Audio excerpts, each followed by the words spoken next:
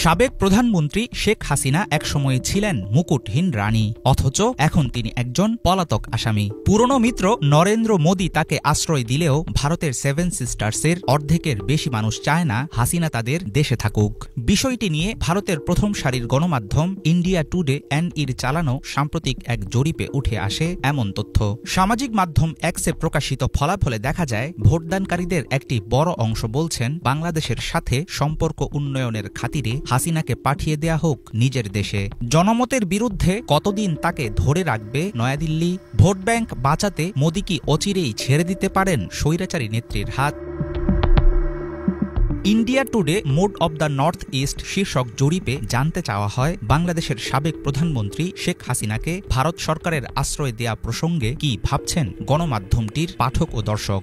আসাম, মেঘালয়, মণিপুর, ত্রিপুরা সহ উত্তর পূর্বাঞ্চলীয় রাজ্যগুলো থেকে জরিপে অংশগ্রহণকারীদের 23% মনে করেন ভারতের মিত্র হিসাবে হাসিনাকে আশ্রয় দেয়া সঠিক কাজ হয়েছে, কিন্তু 55% মনে করেন বাংলাদেশের সাথে সম্পর্ক উন্নয়নের স্বার্থে তাকে ফেরত পাঠানো উচিত। অন্যদিকে হাসিনাকে বাংলাদেশে না পাঠিয়ে বরং তৃতীয় কোনো দেশে চলে যেতে বলার বিষয়ে মত দিয়েছেন 16% উত্তরদাতা।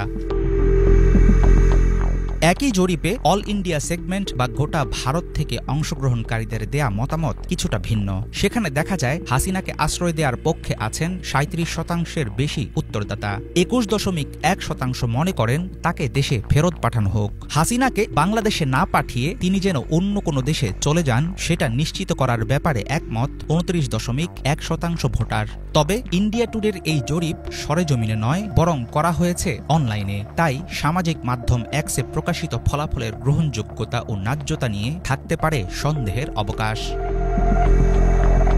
ছাত্র জনতার আন্দোলন দমনে গণহত্যার দায় মাথায় নিয়ে বাংলাদেশ ছাড়েন শেখ হাসিনা। ভারত সরকারের জিম্মায় থাকলেও তার বিরুদ্ধে গ্রেফতারি পরোয়ানা জারি করে আন্তর্জাতিক ট্রাইব্যুনাল। অন্তর্বর্তী সরকারের তরফ থেকে তাকে ফিরিয়ে আনার জন্য বিভিন্ন সময় নেওয়া হয়েছে নানা পদক্ষেপ। জাতিসংঘের সাম্প্রতিক তদন্ত প্রতিবেদন থেকে জানা গেছে, জুলাইয়ে হত্যাযজ্ঞ চালানো হয় হাসিনার নির্দেশে। দুই দেশের মধ্যকার বিষিয়ে ওঠা সম্পর্ক, কূটনৈতিক টানাপড়েন, আন্তর্জাতিক নিন্দা সবকিছুর পরেও পুরনো মিত্রকে হাতছাড়া করার লক্ষণ দেখায়নি ভারত। কিন্তু নিজের ক্ষতি করে কোন স্বার্থে হাসিনার জন্য এতটা গরজ দেখাচ্ছে মোদী সরকার, সেটা নিয়ে রয়েছে নানা রকম প্রশ্ন ও সন্দেহ। আন্তর্জাতিক অঙ্গনে মুখ রক্ষার জন্য ভারত থেকে শেখ হাসিনাকে কোনো অবস্থাতেই বের করে দিতে চাইবে না নয়াদিল্লি। বিজেপি সরকারের আচরণে সেরকম মনোভাব প্রকাশ পেয়েছে বলে মনে করেন অনেক বিশ্লেষক। দেশের একটি বড় অংশের জনমত পক্ষে না থাকলেও হাসিনাকে নিজেদের কাছে রেখে আখেরে কি হাসিল করতে চায় মোদী প্রশাসন, সেটা এখনো অনিশ্চিত।